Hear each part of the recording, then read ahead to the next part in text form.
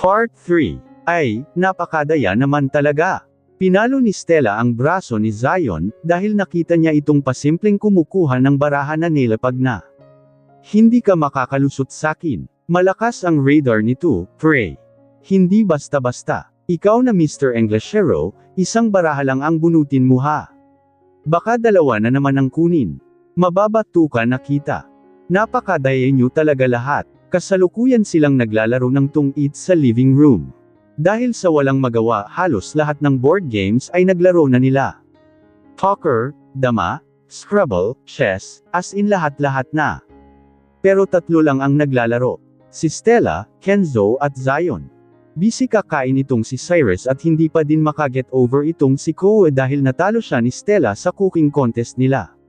Hindi matanggap ni Koa ang pagkatalo kaya hanggang ngayon, nagtatampo at matamlay pa rin ito. Malakas na ibinato ni Kenzo ang hawak niyang baraha. I quit. Palagi na lang akong matatalo. My whole face is covered with lipstick. I yield. Malakas na natawa si Stella dahil sa sinabi ni Kenzo. Bukod sa first time niyang marinig itong magtagalog. Ang rules kasi nila ay kung sino ang dalawang matatalo sa tungits ay lalagyan ng lipstick sa mukha.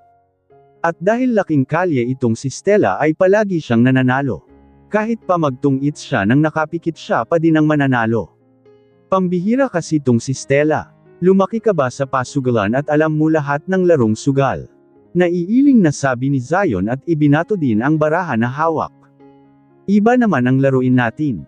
Yung hindi alam ni Stella para makaganti naman ako sa pagdodrawing ng taite sa mukha ko.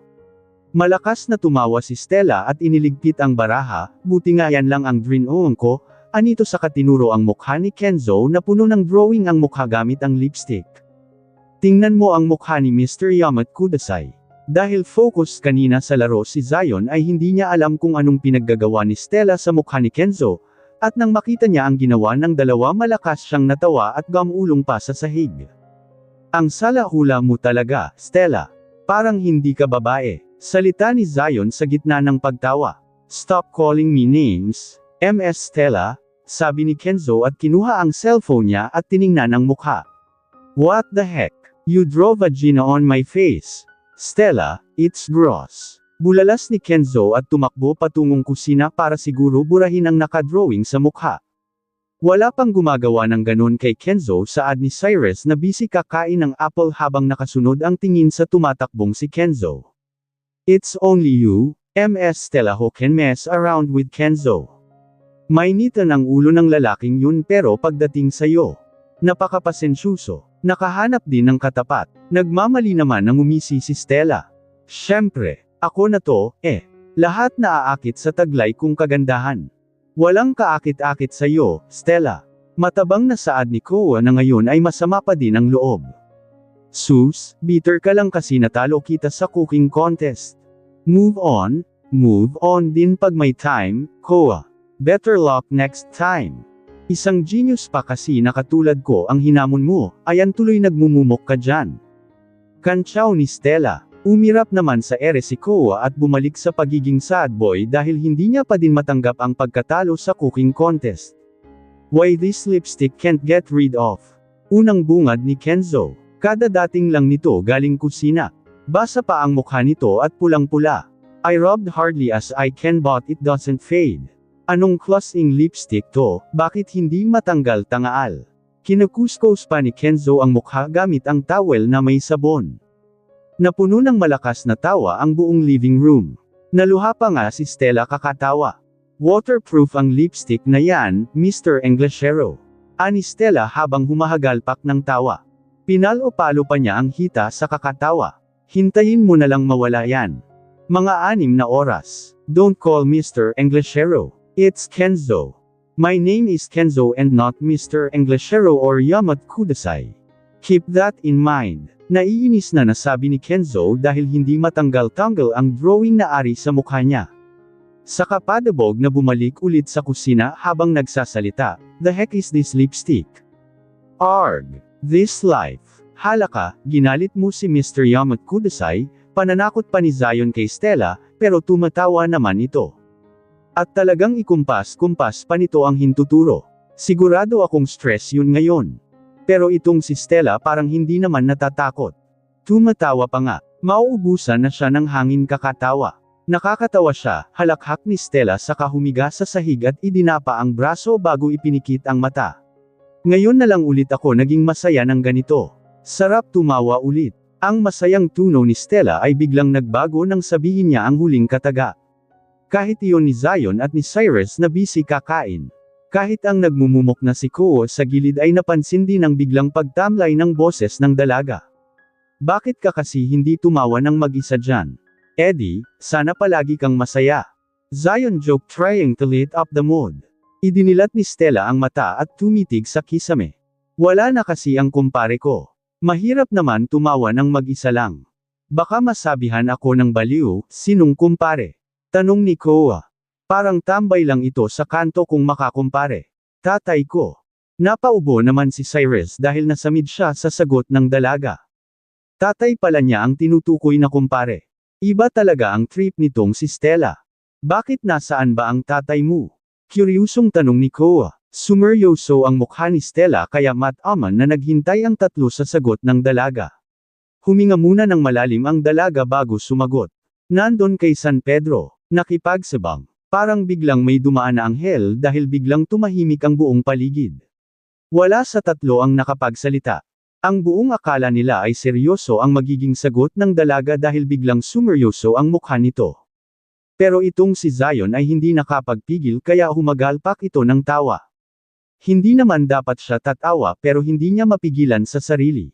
Parang wala na lang sa dalaga na pumanaw na ang ama nito baka dahil matagal nang wala ang ama nito. Hu! Sigaw ni Zion nang makabawi sa pagtawa. Halika nga dito, Stella. Paakal lang kahit piso. Campaign ni Zion sa dalaga. Tamad na bumangon si Stella at lumapit nga ito kay Zion bago umunan sa hita nito. Huwag mo lang higpitan, ha? Baka mapunta din ako kay San Pedro. Lugi ako dahil hindi ako marunong manabong. Pinitik naman ni Zion ang noo ni Stella, puros la kalokohan dyan. Binuhat ni Zion ang ulo si Stella. Laro na lang ulit tayo. Ano? Mabilis pa sa 4:15 ang pagtayo ng dalaga. Terrell kahit anong laro pa yan. Siguraduhin kong tatalunan ko na naman kayong lahat. Kahit anong laro. Tanong ni Koa. Parang may binabalak ito dahil sa hitsura. Kahit anong laro. Alam ko naman na ako ang mananalo. Kumpiyansang sagot ni Stella, basketball. Nang hahaman na tanong ni Koa. Ano? Itinaas ni Stella ang manggas ng kanyang damit, basketball lang naman pala. Piece of cake. Okay. Masiglang ani Koa. Kapag natalo niya si Stella, makakaganti na din siya. Basketball tayo, Mr. Englishero. Jika, sakting kadadating lang ni Kenzo mula sa kusina. May lipstick pa din ang mukha nito. No, tanggi ni Kenzo. But I'll be the referee. Okay, goods. Palakpak ni Stella. Kampi kami ni Cyrus. Tapos kayo naman ni Koa, Zion. Sabay-sabay silang pumunta sa likod ng Casa de Alta Rosa kung nasaan ang basketball court. Marami din ibang sport platform ang naroon. May billiards, darts section, basketball ang volleyball court kahit golf course meron din doon. Tumayo sa gitna ng bilog si Kenzo hawak ang bola at may pito ito sa pagitan ng bibig. Si Cyrus at Ko ang maglalaban para sa jump ball. Ito muna si Kenzo bago ihagis ang bola sa ere at si Ko ang nakakuha dahil si Cyrus ay hindi makatalon ng maayos dahil sa kabusugan. Nang makuha ni Ko ang bola ay agad nitong ipinasa kay Zion na dali-daling itinakbo ni Zion para ishoot sa ring. Subukan mong ishoot yan, Zion. Hindi na kita lulutuan ng turon at banana-aqua. Pananakot ni Stella kay Zion. Tangina, huwag kang makinig diya, Zion. Sigaw ni Ko. Hindi ito makalapit kay Zion para kunin ang bola dahil hinaharang ito ni Cyrus. Lulutuan kita kahit isang caterbang turon pa yan. Sorry, pre, pero masarap kasi magluto si Stella.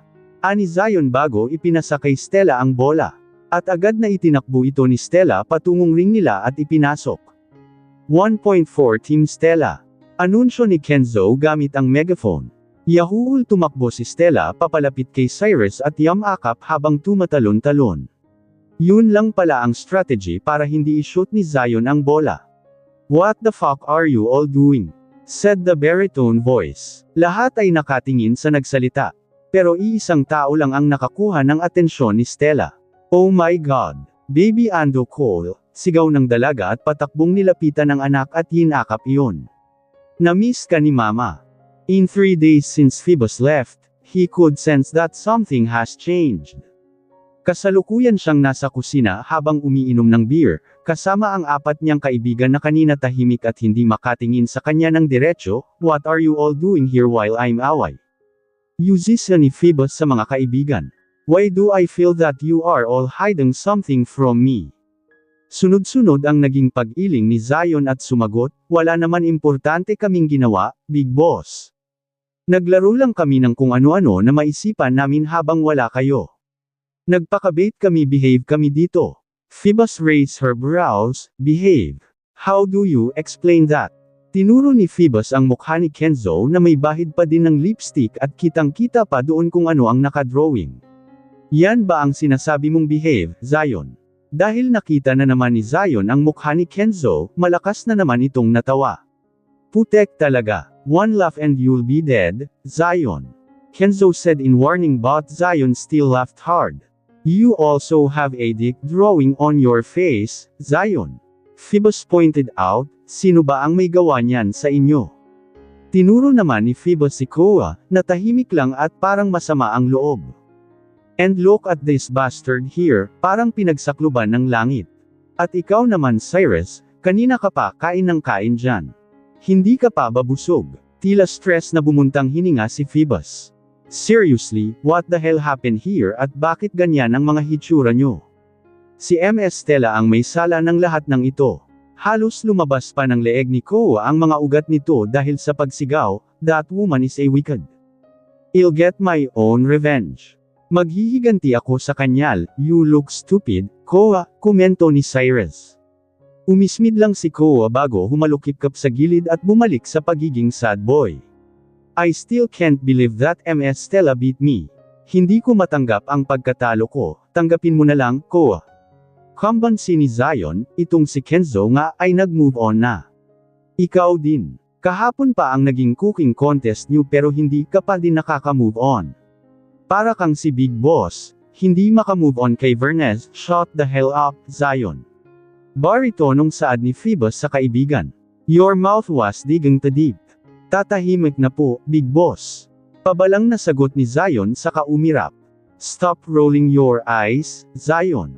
Kundi dudukutin ko yan, ito na nga, hindi na." Saad ni Zion pero bumubilong-bulong naman ito sa ere. "Saying something, Zion." "Wala. Mabilis na tanggi ni Zion sa kamay na alala ito kaya seryosong nagtanong sa kanilang Big Boss na kanina pa iman ng inom ng beer. "Totoo bang hanggang 6 na buwan lang si Stella dito sa Casa de Alta Rosa?" That question made Phoebus furrowed his brows. "How do you know that?" "Nasabi sa amin ni Stella." This time it was Cyrus who answered. "Is true, boss." Phoebus swallowed for the beer he jugged. "Yeah. We have contact. Hanggang 6 lang na buwan mamalagi ang babae na yun. She has name, Phoebus."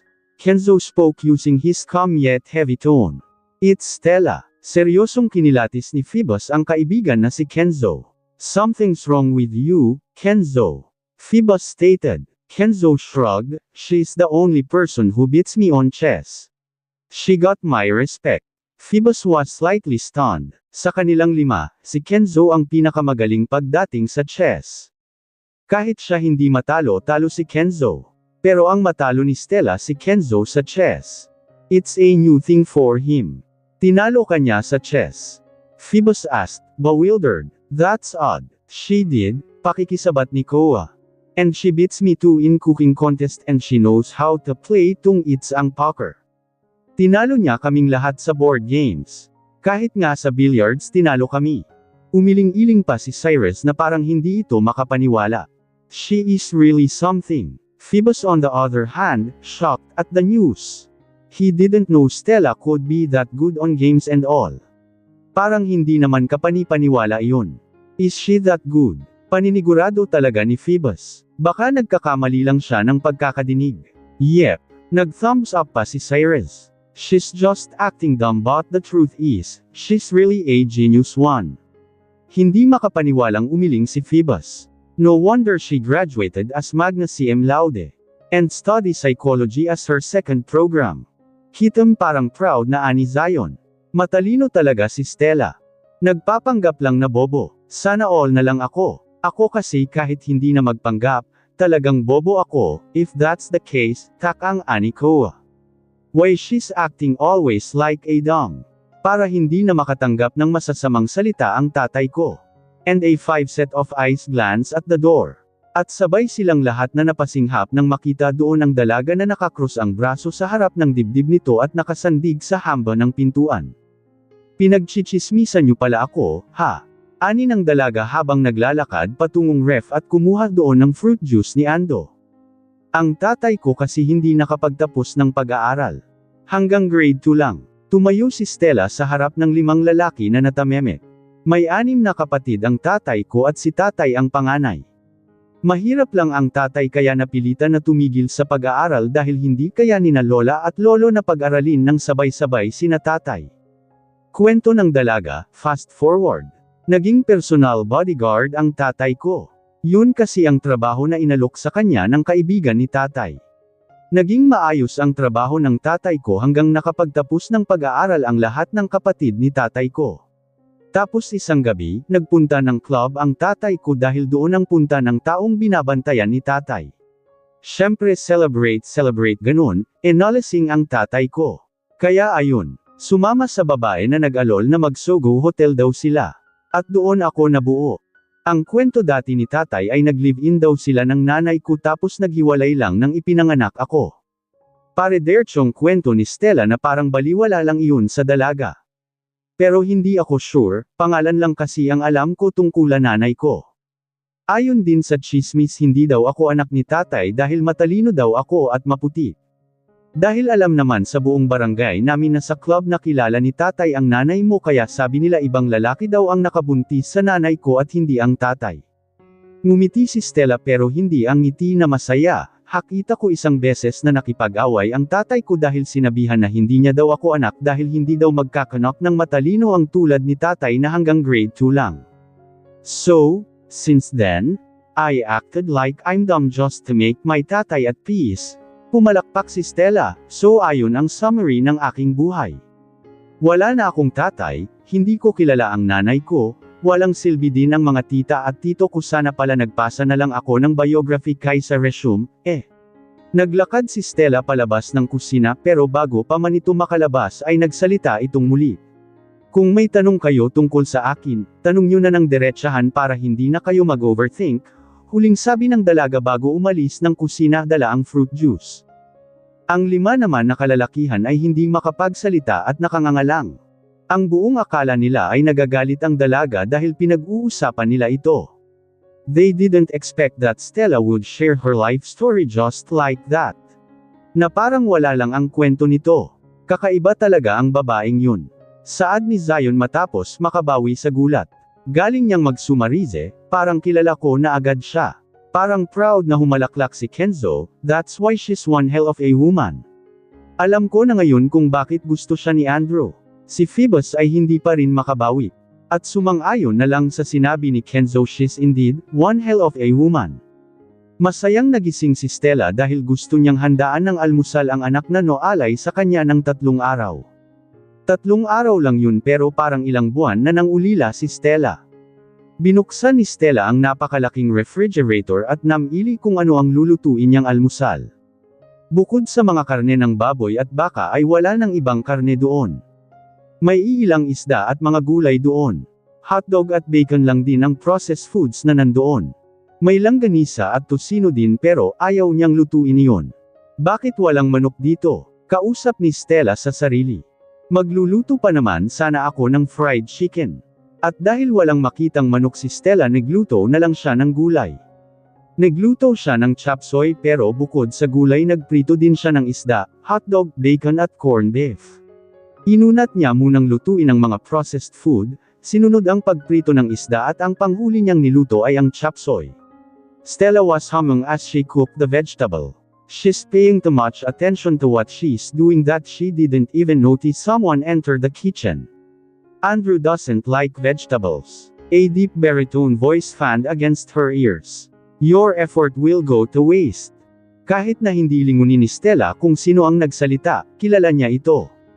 Ang boss sanggit lang naman ang may ganang boses sa lahat ng mga spoken dollar sa bahay, Sasarapan ko ang luto para magustuhan ng anak ko ang luto ko. Stella answered with the hint of nonchalance in her voice. Like, she said the normal things. And Phoebus was slightly stunned because of how natural it was when Stella claimed his son as hers, too. Napatikhim nang wala sa oras si Phoebus dahil nagdala ng kakaibang emosyon sa kanya ang sinabi ng dalaga. What are you cooking? Phoebus tries to have a proper conversation to her. Simula kasi nang manirahan ng dalaga sa Casa de Alta Rosa ay hindi niya pa ito nakakausap ng masinsinan. Chapsoy, ikling sagot ng dalaga habang hinahalo ang niluto at tinikman iyon. Dahil sa kagustuhan ng dalaga na maging masarap ang luto, nagsandok din siya ng kaunti at hinay panleon bago ay lapit sa labi ng binata ang sandok. Tikman mo nga, hindi kasi ako sure sa lasa. Masarap siya para sa kin pero try mo lang tikman. Hindi pa nga nakakabawi si Phoebus dahil sa gulat dahil sa sinabi ng dalaga kanina, ngayon naman ay bigla na lang kumalabog ang kanyang puso na para bang nakipaghabulan siya. Sobrang lapit ng dalaga sa kanya. At ito ang unang beses na naging malapit ang distansya niya sa dalaga. Dahil malapit lang ang katawan ng dalaga sa kanya, amoy na amoy ni Phoebus ang matamis at mabangong halimuyak nito. Napatikhim si Phoebus dahil nakaramdam siya ng init sa buong katawan. Parang nabuhayan ang kalamnan niya. It was like his body got electrified. At lihim na napamura si Phoebus sa kanyang isipan nang maramdaman ang paninikip sa kanyang pantalon. Something in him woke up from sleeping too long. Agad na kinuha ni Phoebus ang sandok sa dalaga at inubos ang gulay na nakalagay doon. It tastes good. Tanging sabi nito at umalis na lang bigla sa kusina. What the hell happened to you buddy? Senggal ni Phoebus habang nakatingin sa kanyang naninigas na pagkalalaki. Matagal na simula noong huling tumayo ang sundalo niya. Fuck. I need some cold shower. Okay ka lang, big boss? Tanong ni Zion nang makita na parang nagmamadali ang lakad ng kanyang big boss habang nakahawak ito sa uson. Not now, Zion. Phoebus ran towards his room and head straight to the shower to cool down his heated body. Tangina. Habol ang hininga ni Phoebus dahil sa pagtayo pero ang alaga niya ay nakatayo pa din ito at saludong-saludo. And Phoebus did the right thing to ease his troubled manhood. Napatingala sa kisame si Phoebus at nakapikit ng mata nang hawakan niya ang kanyang alaga at sinimulang itaas baba ang kamay nito. Fuck. Halinghing ni Phoebus. Napakagatlabi siya dahil sa sensasyon na nadiraman. And while doing the deed, a picture of Stella comes into his mind, then, again, for the second time, Phoebus cock-throb again. Napaawang na tiningnan ni Phoebus ang kanyang pagkalolaki na saludong-saludo na naman. Tangina, bakit ka ba tayo ng tayo? Phoebus started to feel a pain stroking down to his abdomen. At para maibsan na naman ang init sa katawan, pinaligaya na naman ni Phoebus ang sarili at sa pangalawang pagkakataon, naabot niya ang rurok ng kaligayahan na si Stella ang laman ng isip. While Phoebus, pleasuring himself, Stella on the other hand still too stunned to move. Anong kayang nangyari doon? Hindi makapaniwalang tanong ni Stella. Pinapatikman lang naman ang niluto ko pero grabe siya kung mag-react. Inamoy si Stella ang sarili. Hindi naman ako mabaho. Naligo naman ako bago bumaba. Naiiling na lamang si Stella dahil sa inakto ng binata. Grabe maka-atres parang meron siyang nakakahawang sakit. Ibinalik na lang ni Stella ang atensyon sa pagluluto. Dito ba galing si Big Boss? Napalingon si Stella sa nagsalita. Si Zion iyon. She nodded. Oo, anong nangyari sa inyo? Yuzisa ni Zion. Takang napaisip si Stella, wala. Pinapatikman ko lang naman ang niluto ko sa kanya pero ang oo niya kung makareact. Hindi naman ako mabaho pero grabe siya kung maka-atres kanina. Akala mo talaga may sakit ako na nakakahawa. Naririnig ko pang nagmumura. Tumanggaw-tango si Zion na para bang may ideya kung bakit nagkaganon ang big boss niya. Lalaki din siya kaya alam niya. Malapit ka ba sa kanya? Tanong muli ni Zion. Medyo, sagot ng dalaga. Bakit mo natanong? Tumawa na umiling si Zion, parang alam ko na. Tumawa ulit si Zion. Hay nako, mukhang makaka-move on na din sa wakas ang big boss ko. Tumayo si Zion mula sa pagkakaupo. Kailangan kong i-chismis to sa mga makong na yun. Sige na, wait, pidgel ni Stella, i-chismis mo din sa akin. Parang hindi naman tayo magkaibigan, Hindi pwede. Usapang lalaki lang dapat to. Saad lang ni Zion bago umalis. Tawagin mo na lang sila para kumain na. Sigaw si Stella mula sa kusina. Copy that, Ms. Stella. Pasigaw na tugon din ni Zion. Kaya, inihanda na lang ni Stella ang hapang kainin. Sakto naman siyang natapos sa paghahain ay nagsipag datingan ang mga kalalakihan. Karga ni Boss Songgit si Andrew habang nasa likod naman ang apat na panay ang tawa at iling. Napansin din ni Stella na parang bagong ligo lang si Boss Songgit. Basa pa kasi ang buhok nito at iba ang damit na suot kaysa kanina agad niyang kinuha si Andrew mula sa pagkakakarga ni Phoebus pero tulad ng kanina umatras si Phoebus palayo sa kanya at tumikim ito ng paulit-ulit na parang bang pinapakalma ang sarili. Tikim pa more, Big Boss. Kantsaw ni Zion. Shot it, Zion. Matalim na sabi ni Phoebus. Shut your foot-sking mouth. No bad words, Phoebus. Saway ni Stella na ikinatahimik ni Phoebus. Nasa harap ka ng hapagkainan at nandito din ang baby Ando ko. Parang bata naman na humalukip-kap si Phoebus mula sa kinauupuan nito. Hindi niya alam pero parang nakaramdam siya ng takot sa tono ng pananalita ng dalaga. At the back of his head was whispering something to him that he should listen. Kaya hindi na nagsalita si Phoebus at kumain na lang. And the four, Zion, Kenzo, Cyrus, and Koa, unable to catch up the occurrence. Wala pang nakakapagpatahimik sa big boss nila. Tigasin ito at walang kinakatakutan, pero ang makita itong tumahimik agad. Hindi sila makapaniwala. Tumahimik ang buong hapag at tanging kalansing lang mula sa kubyertos ang tanging naririnig. Mama, what's that po? Turo ni Andrew sa chapsoy. Chapsoy, sagot ni Stella saka nagsandok at inilagay iyon sa plato ng anak. Ubusin mo lahat ha. Sinuri ni Andrew ang plato, vegetables po, mama. Opo, kumain ka ng vegetables para healthy ka. At si mama ang nagluto niyan. Promise masarap yan. Alok pa nagdalaga. Baby Ando likes vegetables po, basta si mama ko ang magluluto. Galak na ani ng bata. At ang limang kalalakihan naman ay gulat na tumingin sa bata. Hindi sila makapaniwala na ganun lang kadali para mapakain si Andrew ng gulay. Yummy po ng vegetables. Masayang sabi ng bata at maganang kumain. Dahil sa nangyari kanina, hindi makatulog ng maayos si Phoebus. Nakailang palat ng posisyon na siya pero hindi pa rin siya dinadalaw ng antok. Hanggang ngayon, hindi niya pa din matanggap na nakagawa siya ng bagay na hindi niya inaasahan. He's ashamed of himself. By just thinking that he masturbated with Stella in mind. He's having a goosebumps. Talaga hindi yun kapanipaniwala. Tanging si Vernes ang fiancé lang niya ang kayang magpabuhay sa katawan lupa niya. He's having a second thought. Para na rin siyang nagtaksil sa fiancé kahit na hindi naman na sila magkasama. To Phoebus, he and Vernes are still couple. To make his mind clear, Phoebus stood up and went to his terrace. A cold wind and fresh earthy scent instantly welcomed him. Ipinatong niya ang dalawang siko sa grills ng terrace at tiningala ang kagandahan ng buwan na. Tanging ang liwanag lang ng buwan ang nagsisilbing ilaw ng paligid. Case de Altarozo are far from the city kaya tahimik ang buong kapaligiran. Mga huni lang ng kuliglig at ibang insekto ang maririnig. Kahit gaano man kadilim ang paligid hindi nakatakas sa paningin ni Phoebus ang taong nasa may garden nila at parang may hinahanap ito at tanging maliit lang na flashlight ang gamit. What is she doing outside in these godly hours? Mababang boses na wika ni Phoebus. It was already 11 in the evening. Phoebus didn't move a muscle and indulged the beautiful scenery on the ground. Dahil nasa ikalawang palapag siya hindi siya napansin ng dalaga. He just stared at Stella's soft and gentle face. Parang ang amo ng mukha nito kung pagmamasdan lang.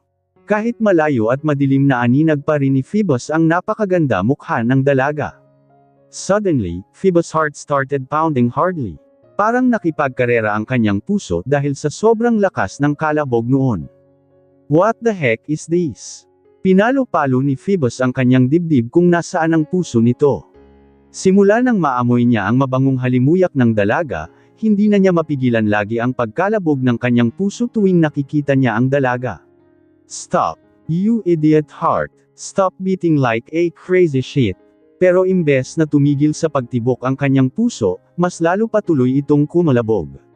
Phoebus was pacing back and forth while slightly massaging his chest. Tangina, kabit ka ba tibok ng tibok? Senggal ni Phoebus sa sarili. Baka antok lang ito, yes. Maybe I'm just still exhausted. Baka may jetlag pa rin ako. Phoebus was gaslighting himself. Baka pagod lang talaga siya kaya panay ang kalabog ng kanyang puso. Kaya naman, pumasok na si Phoebus pabalik sa kanyang silid, pero hindi pa man niya tuluyang naisasara ang pintuan sa terrace ng makarinig ng malakas na sigaw mula sa labas. Stella, pabulong na sambit ni Phoebus bakit tinakbo ang labas ng terrace para tingnan kung may nangyari bang masama sa dalaga. Kung gaano man kakabado itong si Phoebus, ganun naman ang galit at saya ni Stella dahil nakita niya rin sa wakas ang kwentes na kanina pa niyang hinahanap. Importante ang kwentes na iyon sa kanya dahil regalo iyon ng kanyang tatay sa graduation niya. Ang huling regalo na kanyang natanggap mula sa tatay bago ito pumanaw napatalon at napasigaw pa si Stella sa tuwa. Pero agad din niyang tinakpan ang bibig dahil baka magising ang kasama niya sa bahay. Dahil sa tuwa, nagtatatalon si Stella habang impit na sumisigaw. Yes, yes, yes, she chanted, cheerfully. Akala ko hindi na kita mahahanap. Mabuti na lang at nag-shining shimmering splendid ka. Bongga ka talaga. Matapos niyang magsalita ay naghikab siya. Makakatulog na din ako ng payapa. Ani Stella saka pumasok na sa kabahayan. Habang si Stella ay nakatulog ng mahimbing, kabaliktaran naman si Phoebus dahil kahit anong pilit niya hindi pa din ito makatulog.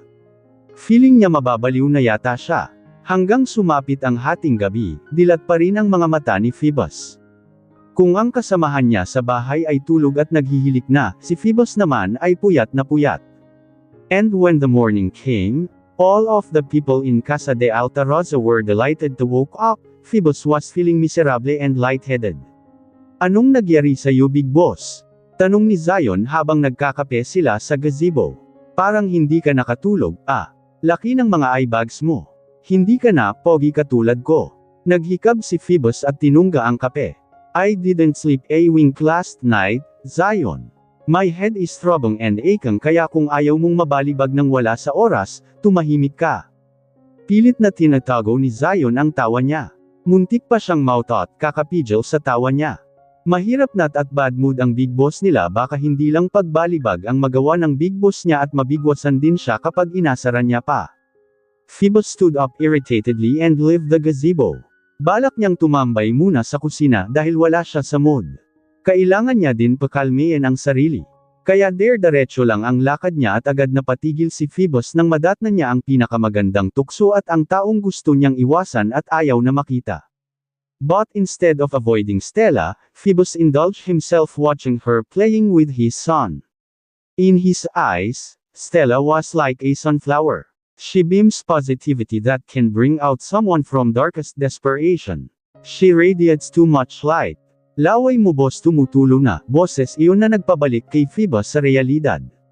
Unconsciously, Phoebus wipe off his lips pero wala naman siyang basa na nakapa kaya pinukul niya ng masasamang tingin ang si Zion na tumawota na ngayon. Stop messing with me, Zion. I'm not happy anymore. Grabe kasi nakatitig Big Boss, kung ice cream lang si MS Stella malamang natunaw na siya dahil sa init ng mga titig mo. Ang lagkit-lagkit pa parang glow. Phoebus was trying his hard to act normally. Hindi niya pinansin ang kantsaw ni Zion at pumasok sa loob ng kusina. Nandoon ang tatlong demulag na si Cyrus, Ko at Kenzo na parang bata na naghihintay sa ginagawa ni Stella. At mukhang nakaget over na si Ko dahil hindi na ito nagmumak. Pati si Kenzo, nagbago na din. Ang seryosong nito ugali ay nawawala pagdating kay Stella. Good po, Daddy. Galak na saad ng anak. Mama is making an ice cream po. Look. It looks yummy po. Ice cream is not allowed in this household, ani Phoebus sa istriktong boses. It's still morning, it's not good to eat cold food. Sino ang nagsabi na pwede kayong gumawa? Ako ang nagsabi. Bakit? Bawal ba? Palaban na sabi ng dalaga at Namewang sa harap ng boss Songgit niya. Mamaya pa naman namin to kakainin, Kung ayaw mo ng ice cream, edi wag kang kumain. Hindi ka naman namin pinipilit. Di ba mga pare? Sumensya si Stella sa mga kalalakihan na naroon. Yes po, the boys answered in chorus na panganga naman si Phoebus dahil parang mga asong sunod sonoran sa amo nila ang kanyang mga kaibigan. Para tuloy biglang sumakit ang masakit na ulo ni Phoebus. This is ridiculously unrelievability. Ano? Ayaw mo din sa ice cream na gawa ko? Paniniguradong tanong ni Stella. Walang nagawa si Phoebus kundi ang maupo na lang katabi ang apat na kaibigan na biglang naging maamo pagdating sa dalaga. Under ka na agad, boss. Mababang boses na tanong ni Cyrus. Ito kasi ang katabi ni Phoebus. I just don't want to be killjoy. Palusot ni Phoebus. Sus, palusot ka pa, big boss. Ang sabihin mo lang gusto mo lang sumali para masilayan si Stella, Kantsaw ni Zion. Kunyaring ayaw makita at iniiwasan pero grabe makatitig. If looks could kill someone, Zion surely be dead by now. Ang talim ng mga matang pinipukol no Phoebus kay Zion. Shut your mouth quiet. Saway ni Stella sa mga lalaking nagbubulungan na parang bubuyog. Hindi niya maunawaan ang pinag-uusapan ng mga ito pero rinig niya. Lumabas kayo kung mag-iingay lang naman kayo. Agad naman na nagsitahimik ang mga kalalakihan. Pero itong si Zion hindi talaga makontento at kinantsawan pa ang big boss. Hanep. Under agad o Tangina. Ang sakit. Hindi mapigil ang sigaw ni Zion dahil sa lakas ng pagpatid ni Phoebus sa kanya. That's what you get from teasing me too much, Phoebus said with evil grin. Phoebus received a call from one of his company's manager. Dahil sa daming kumpanya ang pinamamahalaan at pinapatakbo ni Phoebus ay nag-hire siya ng bawat tao na magmamanage sa mga kumpanya nila. And today seems to have a big problem with one of his company. His manager called saying that one of their factories exploded. At kailangan siya doon para pakalmayin ang mga taong nagwawala at humihingi ng tulong dahil nadamay ang kanilang tirahan sa nasabing pagsabog. And the explosion seems to be a sabotage. Pinaimbestigahan na ni Phoebus ang nangyari kahit na alam niya ang may pasimuno kung sino ang nagpasabog noon. It's the Domingos, their rivals. Matapos na maghanda ni Phoebus, agad siyang bumaba para magpaalam sa anak. Today was supposed to be their bonding because it's Sunday but emergency happens all the time kaya mukhang hindi matutuloy ang kanilang bonding. Where's Cyrus? Tanong ni Phoebus kay Kenzo nang makita niya ito sa living room. Kitchen, tipid at malamig na saad nito.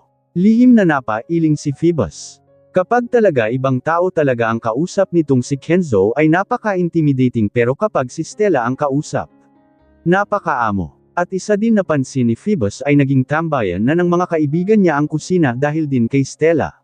Phoebus can't deny that Stella is really a good cook.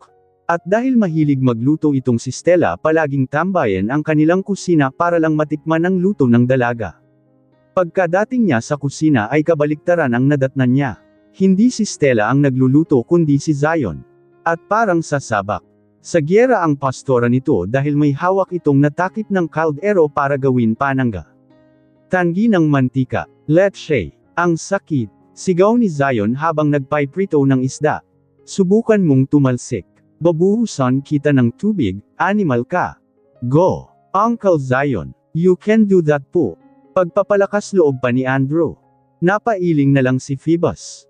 Hindi na alam ni Phoebus kung anong nangyayari sa mga kaibigan niya. Napaka-owa mo naman, Zion. Mantika lang naman yan kung makariyak ka para kang sinaksak dyan.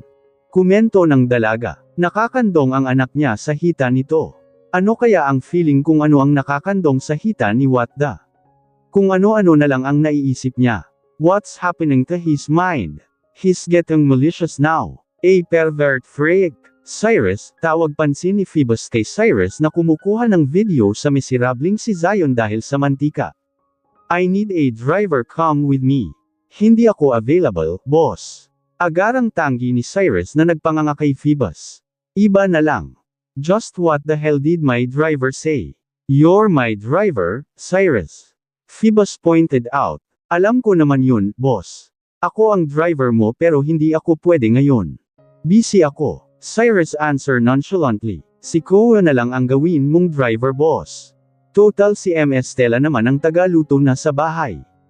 Wala na siyang trabaho dito kaya siya na lang ang isama mo. What? No. Koa said with displeasure face. Chef ako hindi driver. Kalan ang pinapaandar ko hindi kotse. Ikaw ang driver dito Cyrus, kaya ikaw na ang sumama. Hindi maiwasan na mapahilot si Phoebus sa kanyang ulo. Just what the hell is wrong with his people? Ako ang boss nila. How can they say no to me? I am the boss. Si Kenzo na lang ang isama mo boss. Suhestyon pa ni Cyrus. Talagang walang balak itong sumama. Kenzo has another errands. Phoebus was trying to calm himself down. Come on, Cyrus. Don't make me repeat myself again. Si Zion na lang boss. Wala naman din trabaho to dahil sinalo na lahat ni MS Stella. Patuloy na nagtuturo si Cyrus dahil ayaw talaga niyang umalis ng bahay. Gusto niya laging tagatikim sa luto ni MS Stella dahil masasarap ang pagkain na niluluto nito. Anong ako? Zion said hysterically. Tinuro pa nito ang sarili na akala mo inaapi. Babysitter lang ako niyang boss. Si Andrew ang trabaho ko hindi ang pagmamaneho. Ikaw na lang kasi ang sumama, Cyrus, si Koa. Ikaw naman ang driver kaya trabaho mong ihatid si boss kung saan man siyang planeta pumunta, hindi nga ako available. Sagot pa rin ni Cyrus na parang wala lang. Ikaw na lang Zion. Pamigat ka naman dito sa bahay. Wala kang ibang ginawa kundi maging chismoso, wala ka naman din gagawin dito sa bahay, sagot din ni Zion. Mukhang wala din itong balak na sumama sa big boss nila. Nakahilata ka nga lang buong araw sit, may ginawa kaya ako.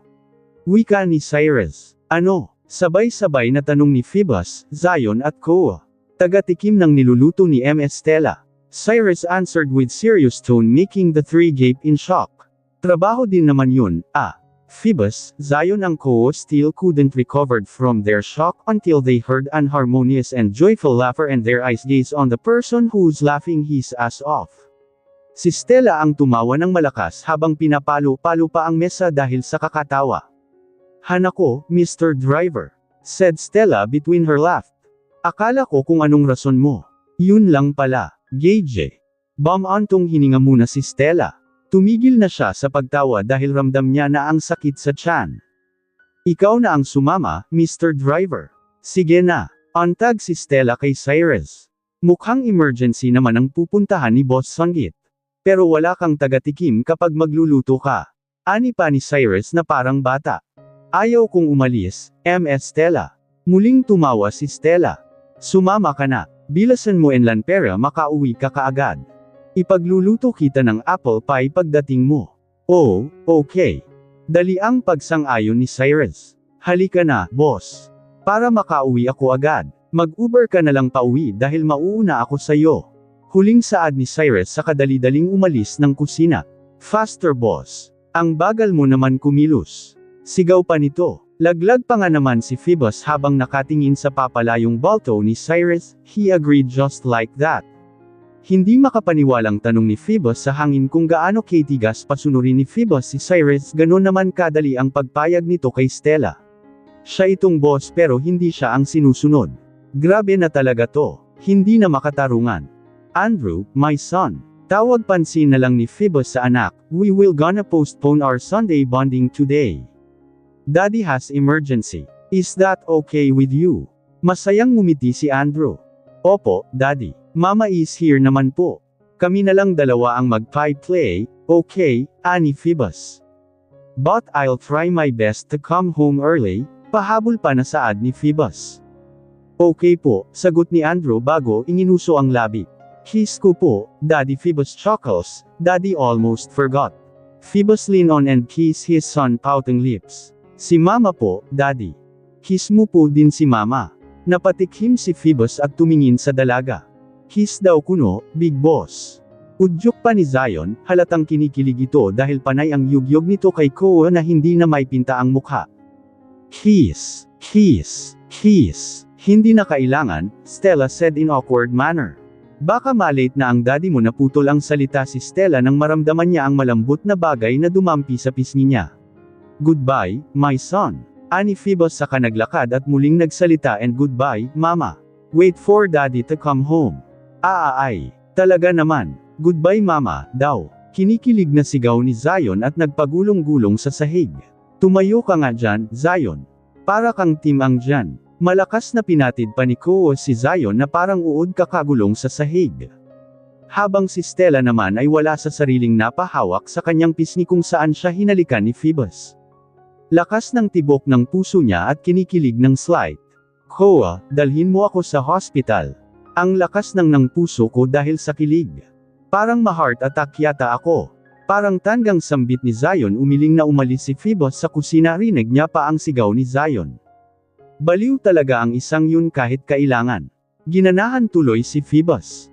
Kanina wala siya sa mood dahil sa problema niya sa isang factory pero parang nawala ang inis niya dahil nakahalik siya kay Stella. Anong nagyar sa'yo, boss?